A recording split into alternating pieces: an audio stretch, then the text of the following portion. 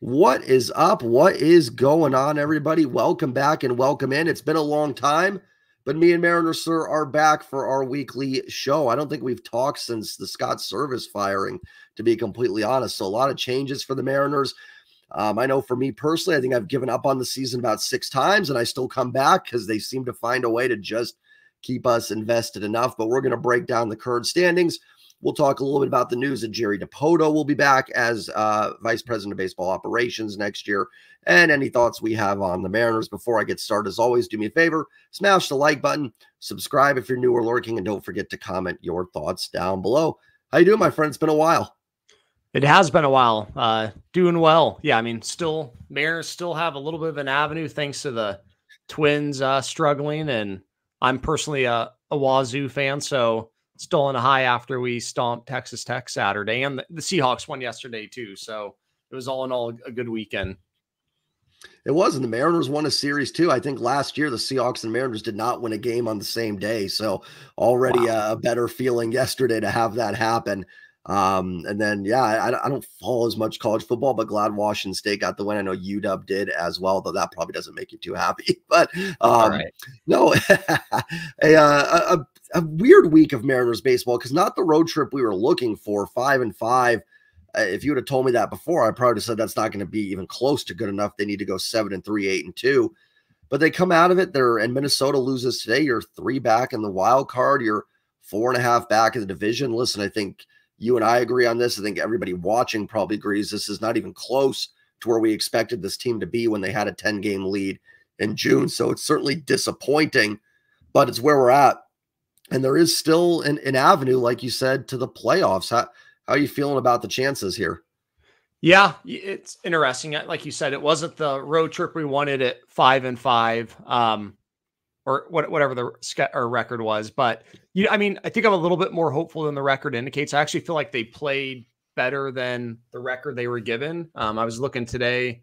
I think we're 9-7 in the Dan Wilson era with like a +35 run differential. We're top 5 in runs scored and top 5 in ERA. So for me, it was a disappointing homestand in terms of like wins and losses. But I feel like the team is playing a lot better right now, especially on the offensive side of the ball. And so it gives me a little bit of hope that, I mean, not a ton, but in these last 18 games, if they can, keep playing like that, but find a way to kind of figure out the 1-run games that, because I mean, we were 4 in a row on the road trip. We lost in 1-run games. A couple of them walked off, if not 3 of them, a couple blown leads, devastating losses. But yeah, I still don't have a ton of hope, but yeah, you're 3 behind the Twins, which is effectively 4 with the tiebreaker. So in theory, I mean, you're basically just as close to the AL West at 4.5 back as you are the wild card with 3 to go against the Astros. But yeah, the Twins are in a tailspin. I think I saw 6-15 in their last 21. About half their lineups on the IL right now. So yeah, there's still an avenue, and the Mariners are going to have to take care of business. If I had to guess, it's probably, something like 13-5 at a minimum to get there. That would be the Twins going 8-8. I suppose they could collapse, but then at the same point, you leave the door open for the Tigers or Red Sox to do something. So yeah, I mean, they're in a spot where I think the games are probably going to be more interesting than I would have thought maybe a week or 2 ago. Yeah, I still don't have a ton of hope, but I mean, they're a good week away, combined with the Astros or Twins kind of scuffling a little bit to being a game or 2 out with, 10-ish games to go. So it could be exciting if the dominoes fall kind of in the right way. Yeah, and they've gotten that a little bit, and that's the thing. They still haven't played. I'm with you. I thought they played a little bit better than their record on the road trip. Like I said, you just got to find a way to win those close games that they just really. I mean, their record is still, I think, about 500 in 1-run games, but a lot of that from earlier in the year. I think they're like 4-15 in their last 19 1-run games. Just crazy. You make that. I mean, heck, make that 6-13. And we're, 2 back in the division, 1 back in the wild card. So that's frustrating. But the good news is I thought overall, like you said, the offense looked better. The approach at the plate looks better for sure. And the standings is interesting to me because you're certainly closer to the wild card. But like you said, you don't have the tiebreakers, Minnesota. You're tied with Detroit and Boston, who you also don't have tiebreakers with. Mm-hmm. You're further back in the AL West, but you're more than likely going to have the tiebreaker against Houston. So which path do you think is I feel like the wild card might be easier because I don't trust those teams as much. because I think Houston's better, but I also think the division's the easier path. I mean, they both might be, like you said, I'm kind of not super optimistic about either, but which one to you might be the best path? I mean, part of me wants to say the division just because you do have those head-to-head games with the Astros, so I think you have a little bit more control over it, but I just don't see the Astros unless you sweep them. I don't know how you make up what would be 3.5 or 3 or 4 games, depending what the Astros do with that extra game. And I just think it'd be hard for them to lose enough games for us to clear that. So I think it's probably the wild card just because of the Twins scuffling. I mean, we've seen with the Mariners when a team gets in a tailspin, it's really, really hard to get out of it. And, they're running 3 rookies in their rotation right now. Like I said, their lineup is very, very banged up with really no return in sight for any of them. So at this point, I think we have to play well and have a team really scuffle. So I think it's a wild card just because I think the Twins are more likely to kind of stub their toe down the stretch. But if you go, if you were to sweep the Astros, I would probably say the AL West would be, more likely to get, but hard to say without knowing how that, series will go. Yeah, I'm with you 100%. Like you said, if you've got those 3 games with Houston, the path is probably more straightforward in the AL West, but I think it's just, listen, I'm not an Astros fan by any means, but this is a team that's been to 7 straight, whatever ALCSs. They know how to win games in September. It's a veteran team that is, I think, just probably going to find a way to hold on in the West. If the Mariners did sweep them, I could see it getting down to like 1 or 2 and then them winning the last week. And you never know, right? Like, hey, maybe they do fall off and you can do that. But I'm with you. I think the wild card, I don't think the teams are as good. I think Boston, Detroit have flaws. I mean, Seattle's got flaws too, but Minnesota's really banged up. And we were talking before we came on the air here about their schedule. And Minnesota's got a pretty brutal schedule here down the stretch. Yeah, so they've got, the Angels, who they lost to tonight, and then the Reds, and then from there they go like Cleveland for 4. I think Red Sox, Miami, Baltimore. So, tonight was a big loss for them. And if they kind of say drop the series to Angels, which right now, if they don't win the next 2, they will. And then, we saw with the Reds, I think they're dangerous enough. They swept the Astros. And if they drop that series and, you get that thing down to 2.5, 3.5, yeah, with them playing Cleveland, Boston, Baltimore, and 75% of their games the rest of the way. It won't be easy for them to stack enough wins if we can do our part to, win series going down the stretch. So yeah, big week for them. At the same token, they could win these next 2 against the Angels, take the series against the Reds, and that might kind of close the door on the wild card. So we definitely need them to drop, another 2 or 3 games this week. Yeah, and I like you said, I think tonight was huge. I think if you somehow, from the Mariners standpoint, the Angels can somehow win 2 out of 3, you take that and run with it. And to your point, it's where the Mariners are at. It's a tough spot because anytime I talked about on Saturday in my post game, it felt like a dagger because anytime somebody ahead of you wins and you lose, it's going to feel like a death blow to the season. I mean, you put it best. I think the Mariners probably have to go 13-5. They go lose like 5 more games, I would say, the rest of the year to have a chance. I mean, again, unless someone just absolutely collapses and goes like 2-13 or something like that, you have very little margin for error. So, listen, that's unfortunately the spot the Mariners have put themselves in right now, but just the margin for error is so thin that any game that a Minnesota wins or Houston wins is going to feel tough right now. And how about the Mariners schedule? We're talking about the Twins, the Astros. How do you feel about the Mariners' chances? Kind of a, I don't know, mixed bag schedule. You've got, San Diego, who's good, but I feel like it's a team the Mariners actually played well against. Yankees are tough. You play Texas, but they're getting DeGrom and Scherzer back now here for the final few weeks. What's your thoughts on the Mariners schedule down the stretch? Yeah, it'll be challenging. I think it lines up, Padres for 2, Texas for 4, Yankees on the heels of that, which would be 9 of our 18 that are left. And then something like, I think, Texas again, Houston, Oakland. So yeah, you got to take advantage, or when you play, the Rangers, you got to probably go 5-2 against them. Say you can go 3-2 against Padres, Yankees. That puts you at 8-4. And then you'll probably have to sweep Oakland maybe, and then win the series against Astros.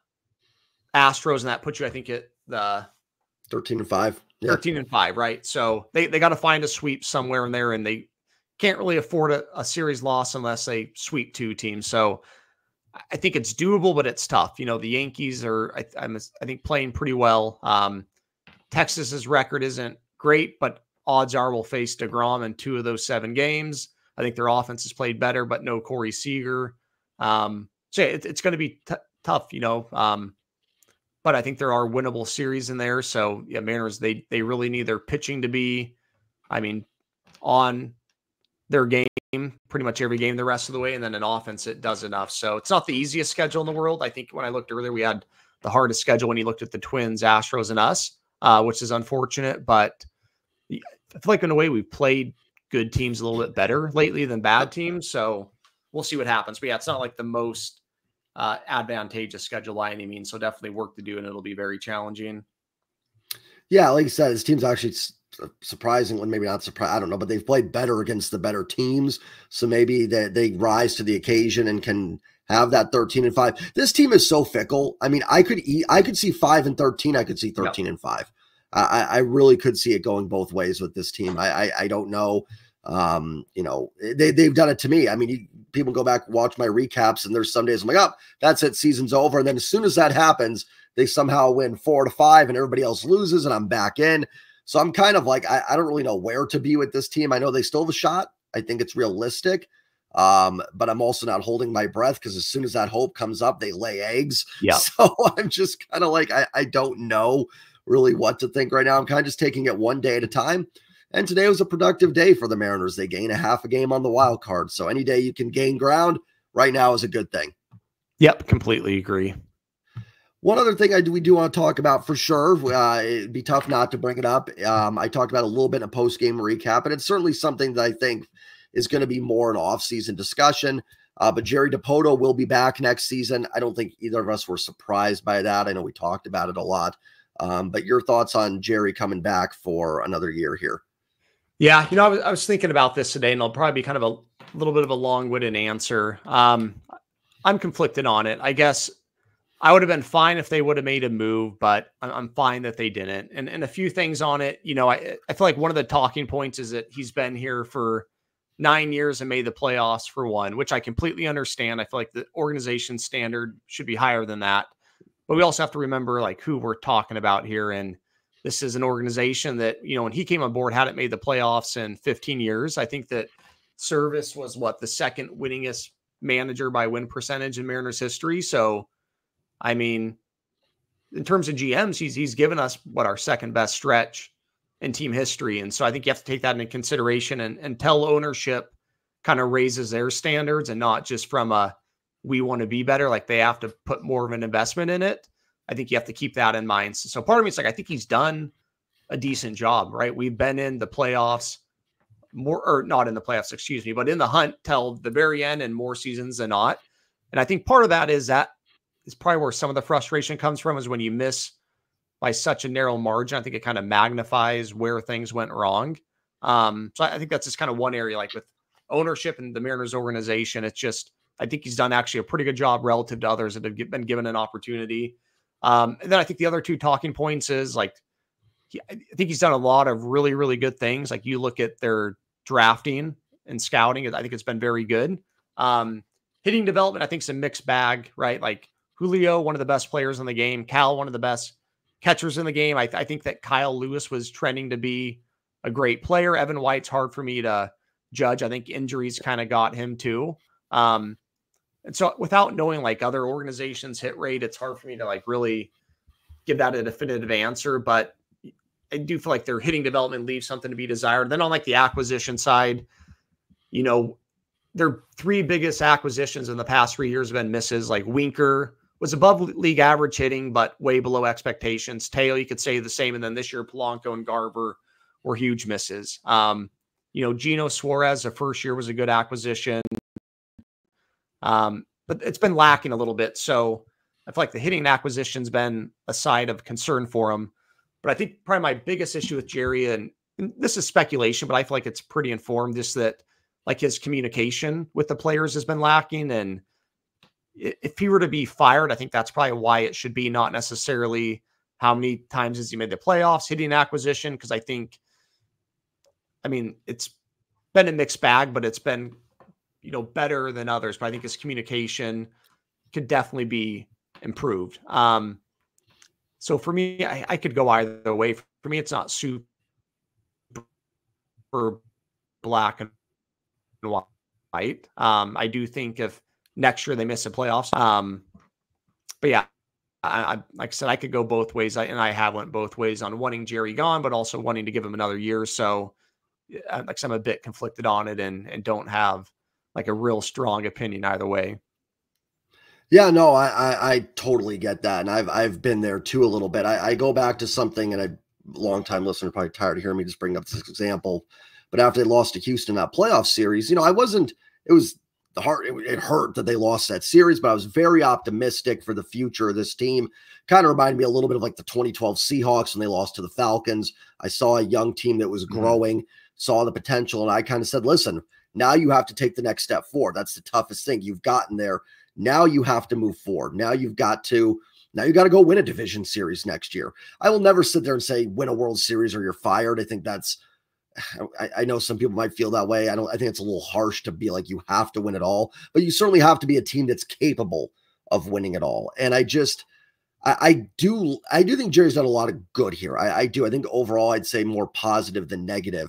I just don't know if I can see it getting over the top. I think they've struggled with, like we've talked about a few times, maybe you call a team like Milwaukee and find out who's in their front office, teams that have worked with these lower budgets that have had a little bit more success than the Mariners have. I also don't trust John Stanton at all. So, I mean, I've heard rumors his son and stuff like that. I'm like, oh my God, like the last thing I would want is a John Stanton family member to be the general manager of this team. Like I would say, bring back Bill Vivasi, like if you got to that point. So, that's a struggle for me.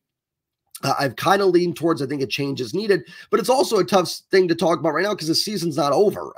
Again, I'm not predicting this, but Mariners could still be World Series champions in a few months. So it's hard for me. I don't want to take this like massive, you guys are all done, and then have this team win a World Series. And again, I get people may think it's a cop-out answer. I'm not trying to, but that's why I've kind of wanted to wait till the offseason. I want to see how this season finishes and then really get my thoughts together on it. I kind of lean towards, I mean, obviously he's coming back, but I kind of lean towards making a change. But in that same vein, I want to get your thoughts on Dan and Edgar. Since they've taken over here, the team has put now 16 games, right? Like I'm not trying to say it's, oh my gosh, look what they've done. They've played 16 games, but the hitting approach looks better. And you've heard some things with Scott's service that have come out, like Casey Sadler kind of talked about some of the frustrations communication wise, Cameron Maben. Now these guys are here 1 year. I don't want to say that their word's gospel. There's been a lot of players, JP Crawford, I know really like Scott. And there's always going to be guys that like you and don't like you. It happens when you're a coach or a manager for multiple years. But I do wonder if some of that communication, a little bit, I've called kind of like a toxicness that's in the system a little bit, was more related to Scott than we think maybe. And I think Dan can help with that. Yeah, I would agree. And I think they've done, a good job. And I know even like Divish was on a podcast kind of, I think, commenting on the Maben comments in particular. And he kind of said like, listen, when Scott came here at first, I think he kind of really tried to impose his will on players. And then, and he's like, I think he's adapted to it. So some of those frustrations maybe not be existent now. But yeah, I think Sadler was here a little bit more recently. And to me, it seemed like his comments are kind of more along the lines of like, if you were a fringe player, it seemed like you almost didn't get the same treatment. Where if like with Dave Roberts in the Dodgers organization, like he treated everybody like a son. So yeah, I do wonder if there was some of that. And I'm sure if Dipoto were to get fired, my hunch would be there would be a lot more of those stories, unfortunately. And so I think part of that's on, if that toxicness did exist, I think part of that's on Jerry's one. I think Divish even said some of the issues early on, or even more recently, where they kind of thought that, him and Jerry were boys, et cetera, et cetera. And so I think that could be part of it. But once again, if Dan can come in and the players maybe trust him a little bit more and the communication is at a higher level and they kind of feel like there isn't this, bro relationship between the manager and GM, that can certainly help. And got it. And if Dipoto comes back next year, I really hope that he works on that this offseason, even if it's just sitting down with JP, Cal, Julio, even Garver and saying like, hey, what do you guys want to see from a hitting approach? Like, obviously I have to make a decision, but I want your guys' input. or even when they make changes that they have to make hard decisions. I just think that even like when Graveman was traded, I wish Jerry would have went down there and said, hey, listen, I know you guys are upset, but this is why we did what we did. We think the bullpen is capable of piecing it together. Whether you believe it or not, we think that Toro can add value. Same with Seawald, right? Like, hey, guys, I know you're upset, but this is where we're at in the standings. We're not giving up on the year. Like, we could have traded Seawald for prospects and single double A and probably got a higher return, but we think Rojas will address, and I think the players would respect that type of communication and approach. And so that's where he's lacking, is not going down and just letting them vent and explain, why he did what he did. But yeah, in regards to Dan and Scott, or Edgar and Dan, I do feel like there's been kind of a the team seems a little bit re-energized, and yeah, I'd agree. The approaches seem a lot better. And yeah, it's interesting to see the comments on the hitting side about just maybe different game planning, kind of simplifying it. And it seems like it is working. Like you said, it's just 16 games, so hard to draw any conclusions from it, but that's all we have to go off of. And so that's just kind of what the results have been to this point, are mostly positive. Like I said, with fifth and runs scored since then, there's something that's working, whether it's a small sample or if there is truly something there, but very encouraging. Yeah, regardless, it's been better. So that's been good to see. I thought you made a great point about Jerry with the communication things. And I was fine with the Kendall Graveman trade. I actually thought it was a decent trade, but you also have to look at it, and I think, listen, I respect that Jerry's kind of going, hey, I'm doing what I think is best for the ball club, whether people like it or not. Now, if you're 10 games out and you're going to throw a fit as a player about it, then, too bad, like, play better ball. But I think you're right with some of the timing of it. Like, because I think the Graveman trade literally happened the day after that Dylan Moore grand slam against Houston, probably the biggest win this team has had. And he traded the guy that was extremely popular in the clubhouse on a team that was competing. So to the players' minds, that's giving up on the year. And to your point, going down there and talking about why they're doing this. This is why we're making this trade. Like, to your point, Paul Sewald, you probably could have gotten better prospects at the lower level for Paul, but they tried to add major league ready guys that they thought could fill a void, and they felt comfortable. Hey, we believe in Munoz, Brash, and Topa. We believe in Justin Topa on the back end to fill that Sewald role, and kind of have that talk with the guys and stuff like that. And I think, and again, I don't know, I'm not there, and so I don't want to like speculate on things, but I think Jerry kind of looks at it like, hey, this is just a baseball decision. I'm going to make it, and it is what it is, which, sometimes fair, right? Like, it's got to be done. But yeah, I think it really goes back to that communication and stuff. And we've talked about it with Jerry. I mean, some of the press conference stuff that he said, it's just like, I get it behind closed doors, but it's probably not something you want to say. Like, the doing a fans a favor thing, I think he meant it more in the process of like not, giving out contracts that may look bad down the road, but it's like, dude, you cannot say that in the press conference after we just missed the playoffs. It's just such a bad look. So yeah, I've struggled with it, but I'm kind of trying to hold true to what I said a couple years ago. And I do think it's probably time for a change. I'll still, everybody listening to this, I'm not going to try and, when they make moves, I'm not going to sit there and go, oh, I want a Jerry gone, so therefore I'm going to rip this move. I think it's a good move. I'll say it. I think it's a bad move. I'll say it. So it's not going to change how I analyze the team, but I get it, but I'm also just kind of like fed up with it a little bit too. So I don't know. I'm probably acting a little more emotionally than I should on it, but that's kind of where I'm at with it. I did want to get your take on a couple things here. Did you have anything else on Jerry I should ask before we move on? The other thing I meant to like talk to you about, the kind of this analysis of him coming back. I feel like another reason that people like really want him gone is, kind of saying the offense is atrocious. I do, for me, I struggle kind of with that analysis because T-Mobile is so hard to hit in. Like when I looked in, I think in 2022, we were like 6th in WRC plus, and 2023, 8th.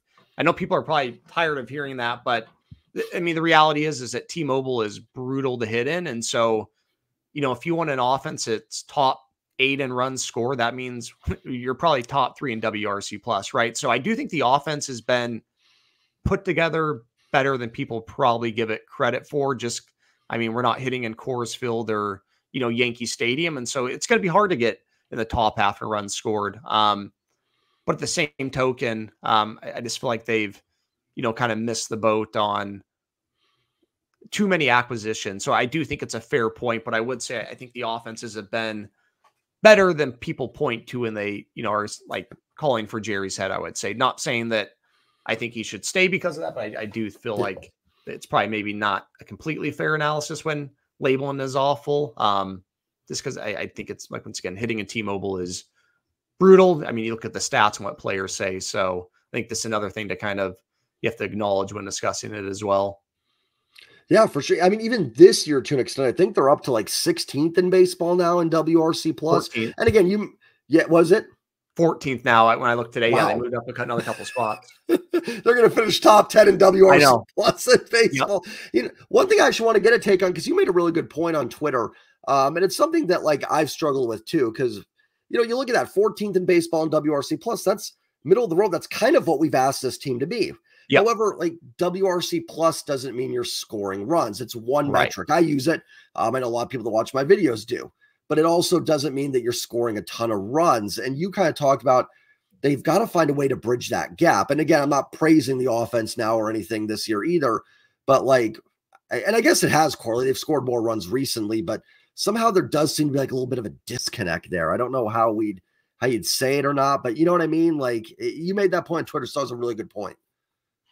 Yeah, and I don't know how you bridge the gap, because that's why that statistic is there. Is you can't just ultimately, runs are important, but there are different run scoring environments based off the ballpark you play in. But yeah, I guess like when I say if we're an average offense, I mean by like runs scored. So I think they do need to be like top 10 WRC plus, because they are going to get that ballpark factor adjustment. So how do they bridge that gap? I don't know. I think part of it is probably reducing strikeouts and just getting more balls in play. They whiffed on that big time this year too. You move Gino, obviously for salary, but part of it's strikeouts. You move Kelenic, which actually turned out to be a good move.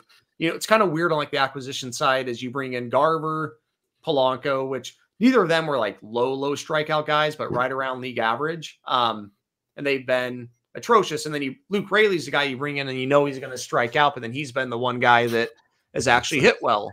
So I'm like, do you maybe not just, but I just think they strike out too much in T-Mobile where, it's already a hard park to hit in. Then when you factor in a striking out a fourth of the time, I think it just kind of magnifies it. But once again, with how kind of Jerry addressed out this offseason and fell, like, do I really want him to go that route next year? Or do you just try to find the best hitters possible? And whether that's the guy that hits 35 home runs and strikes out, I don't know. But yeah, I don't know how you bridge that gap, but it's something that I certainly hope they can do, because it's been an issue.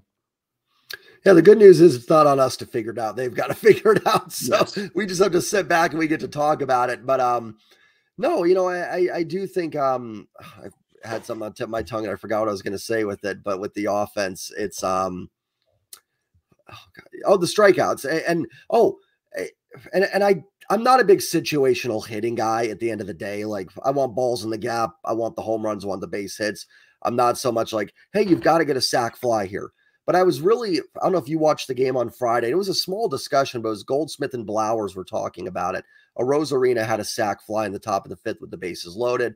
And Goldie was like, you old school guys get so excited about the sac fly almost more than a home run in those situations. And Blowers, he's great. He kind of pushes like, well, I'd rather have the home run. But he just kind of talked about that's where the team has seemed to struggle. And I'm not saying like, oh, everything should be bunting and moving guys over. But there's been so many situations where, man, a sac fly might have won a game, or it might have just bridged that gap a little bit, gotten this team that extra run in games, So I do think a little bit of, and I don't know if that's something you can like coach, but I do think Scott and company were a little bit like more in that, hey, we don't really care as much. We just want the hits. I think Dan and Edgar a little bit were like, no, we got to get that run in first and foremost, and then let's see what happens after that. I don't know. I just thought it was a really neat discussion they had. And I do think the team has kind of struggled in those spots. And maybe that's where you bridge the gap a little bit. And honestly, when you looked up the numbers, they might turn out to be one of the better situational hitting teams for all I know. Sometimes those are those things where every time a team struggles, you think your team's not doing the little things right. And then you find out like, oh, actually, we've been okay in that spot. So I don't know, but I thought that was a neat discussion they had. No, yeah, and I completely agree, especially with our pitching staff. I feel like every run you can add is huge. So, I mean, if you have an awful pitching staff that's like bottom 5 in ERA, I would agree that like a sac fly, moving the runner over is probably not the best approach, because adding on a run here or there is not going to do anything. But I do think with our pitching staff, you can be a little bit more strategic in trying to manufacture, and what's not calling for like a bunting every time somebody hits a leadoff single. But yeah, if somebody lead off double, try to shoot the ball the other way. Worst thing that can happen is you move them over to third. If a guy is on third base, just try to get the ball in the air. If you hit it well and it goes out, great. So I do think there is, with this pitching staff, there should be more of a focus on just situational hitting and trying to have more productive outs for sure.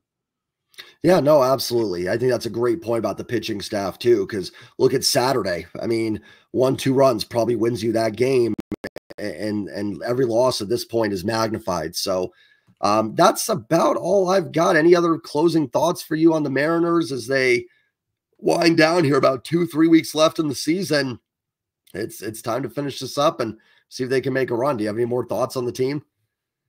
Just excited for, the last 18 games. So like you said, it's time to kind of figure out if we can have somewhat of a miracle comeback. So yeah, I'll definitely be tuning in and hoping we can win, and the Twins and Astros and maybe even Royals stub their toe. I'd love to see this pitching staff get into the playoffs. And the good news is if we do get in the playoffs, it'll be because our offense is clearly clicking. They've been a lot better of late. And to win enough games that we need to down the stretch, we'll have to keep going. And so I guess that's one positive. If we do make it, the team's going to be in a ton of momentum and feeling pretty good. So we'll see what can happen. I don't have high hopes for it, but like you said, they still got a chance, and it's not like a complete long shot.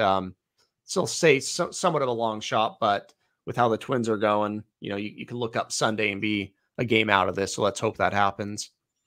Yeah, I think it's a long shot, but a reasonable long shot. Yep. It's not completely out of the realm of possibility. That's a great point. If they do get in, one, I'm not too worried about this team having to set the rotation because I'm pretty comfortable with any one of the 5 going game 1.